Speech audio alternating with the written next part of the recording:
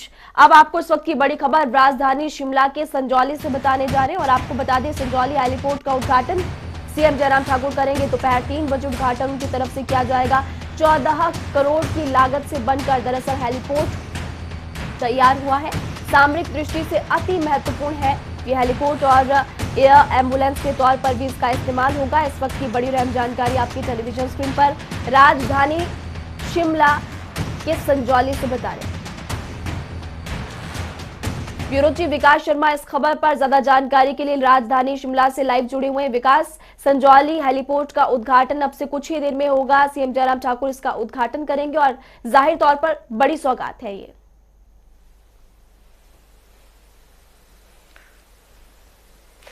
बिल्कुल सही है और सही बड़ी सौगात तो है ही है, लेकिन सबसे पहले कि मैं आपको इस हेलीपोर्ट के बारे में बताऊं, मैं इस समय उसी हेलीपोर्ट पे हूं जहां 3 बजे मुख्यमंत्री जयराम ठाकुर पहुंचेंगे और यहां से आज शुरुआत इस हेलीपोर्ट की होगी। लेकिन इससे पहले मैं आपको इसकी विशेषताएं बताऊं, लेकिन ये व्यू जरा आप देखिए, क्योंकि इस समय बर्फ जो है वो पूरी तरह से पड़ी हुई है। बर्फबारी के बीच बहुत ही सुंदर जो है ये हेलीपोर्ट जो है यहाँ पर नजर आता है।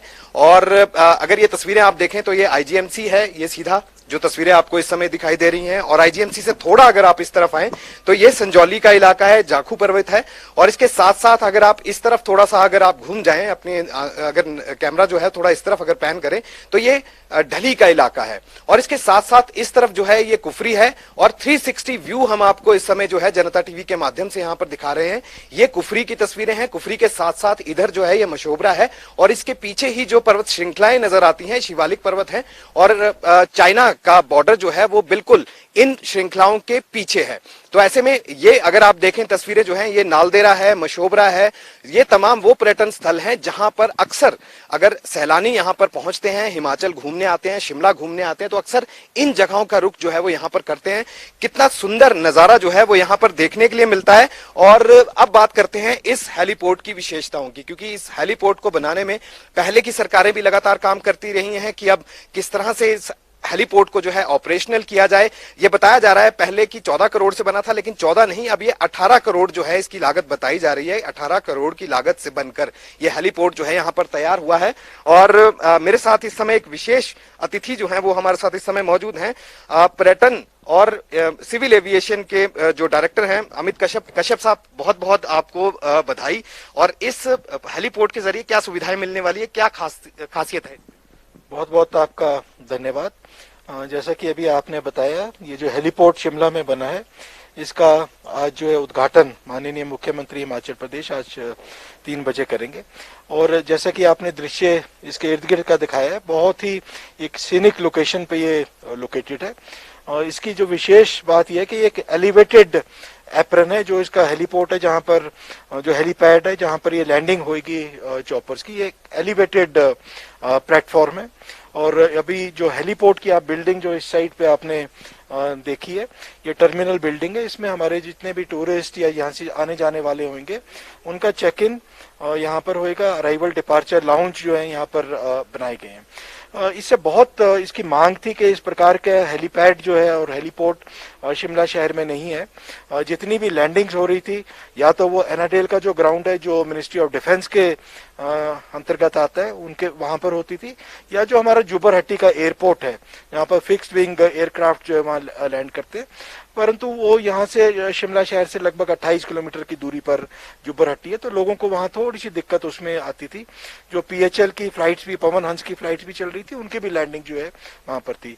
अब ये जो हेलीपोर्ट है यहाँ बन के तैयार हुआ है। इसका निर्माण कार्य जो है 2018 में आरंभ हुआ था और इस पे लगभग जो लागत आई है वो 18 करोड़ के करीब ये जो बना है और 3 साल की अवधि में बन के तैयार हुआ है। इसमें बहुत जो फायदा होने वाला है, और जो पर्यटक यहाँ से आ रहे हैं, शेड्यूल्ड और नॉन शेड्यूल्ड ऑपरेशनल फ्लाइट्स जो होंगी उनको बहुत फायदा यहाँ पर रहेगा। साथ ही साथ इसमें जितने लोकल्स हैं जिन्होंने मंडी, धर्मशाला, कुल्लू, अन्य स्थानों पर जाना है, वो यहाँ से जो है फ्लाइट्स जितनी भी टेक ऑफ कर पाएंगी। अच्छा, ये हेली टैक्सी जो है सर्विस जो उड़ान 2 के तहत है, ये किस तरह का रहने वाला है प्रयोग? क्योंकि शिमला से पहले जुब्बड़हट्टी जो है वो यहाँ से जाना पड़ता था, जिसके लिए पर्यटन विभाग ने भी पहल की थी कि कुछ अपनी बसेस जो है वोल्वो बसेस दी थी।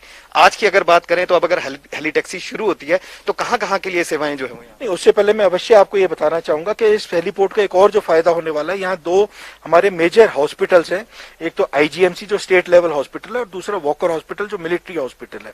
यहाँ पर हेली एम्बुलेंस के तौर पे भी अगर कोई यहाँ से किसी भी पेशेंट को यहाँ से इवैक्यूएट करना है तो उनको किया जा सकेगा। जो आपने बात की पीएचएल की, पवन हंस की फ्लाइट्स जितनी अभी तक जुब्बरहट्टी आ रही थी वो फ्लाइट्स जो है अब यहाँ लैंड करेंगी। डीजीसीए की एक औपचारिक जो इंस्पेक्शन है वो रह गई हुई है, उनके टीम ने यहाँ आना था, परंतु क्योंकि कोरोना के प्रभाव से थोड़ा सा उसमें विलंब हुआ है, परंतु हफ्ते 10 दिन में हो जाएगा। जितनी भी पवन हंस की सॉर्टीज होंगी और उसका मुख्य दो रूट हैं जो इस समय चल रहे हैं, वो है चंडीगढ़ से लेके पहले शिमला, शिमला से मंडी, मंडी से धर्मशाला और वापस धर्मशाला, मंडी, शिमला और चंडीगढ़।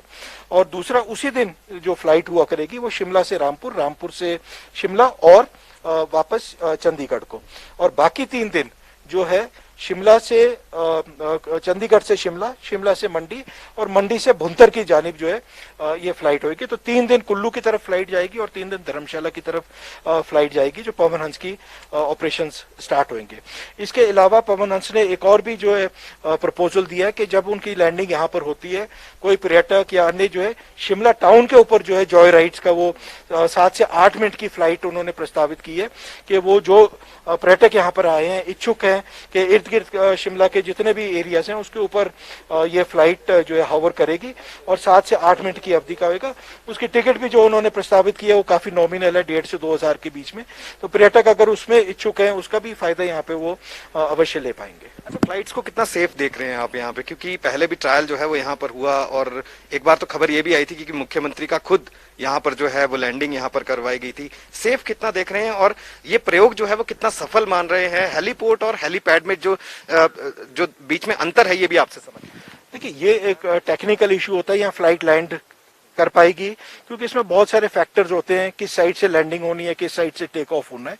तो जितने भी टेक्निकल टीम्स हैं डीजीसीए की, उन सब ने इसका इंस्पेक्शन किया और उन्होंने जब इसका गो हेड दिया कि इस एरिया पे जो है अच्छा हेलीपैड ओब्लिक हेलीपोर्ट जो है यहाँ पर उसका संचालन हो पाएगा। आपने जो पूछा हेलीपैड और हेलीपोर्ट के बीच में क्या डिफरेंस है, कोई डिफरेंस नहीं है। हेलीपैड होता है जहाँ पर एक फ्लाइट ने लैंड करना है, हेलीपोर्ट वो होता है जहाँ एक टर्मिनल बिल्डिंग होगी जहाँ से पर्यटक आए या जो पैसेंजर्स हैं वहाँ आए, उनका अराइवल और डिपार्चर लाउंज वहाँ होगा। चलिए, विस्तार से हमसे बातचीत जो है वो अमित कश्यप साहब जो है वो यहाँ पर करते नजर आए और हेलीपैड जो है वो जिस तरह से बनकर यहाँ तैयार हुआ है और प्राकृतिक सौंदर्य चारों तरफ जो है वो दिखाई देता है, ऐसे में पर्यटन को भी यहाँ एक नई उड़ान मिलने की उम्मीद जगी है। और इसके साथ साथ सामरिक दृष्टि से इसलिए महत्वपूर्ण हो जाता है कि जो चाइना का बॉर्डर है और जिस तरह से भारत के साथ चाइना की तनातनी जो है वो चली हुई है, कहीं ना कहीं इस तरह के हेलीपोर्ट के बनने के बाद शिमला जो है वो तमाम उन इलाकों से जुड़ जाता है जहां जनजातीय इलाके होते हैं, जहां पे अगर इमरजेंसी जिस तरह से अगर हो जाए, कोई अगर पेशेंट है उसको अगर हॉस्पिटलाइज करना है, तमाम ये चीजें जो है वो रहने वाली हैं। और इस हेलीपोर्ट के माध्यम से ही अब ये तमाम चीजें जो है वो यहाँ संभव हो पाएंगी। राज्य सरकार इसको एक बड़ी सफलता के रूप में इस बिल्कुल बड़ी सफलता है और ऐसे में यहाँ पर हिमाचल वासियों को इसकी बड़ी सौगात भी आज मिलने वाली है। शुक्रिया विकास इस तमाम जानकारी के लिए। तो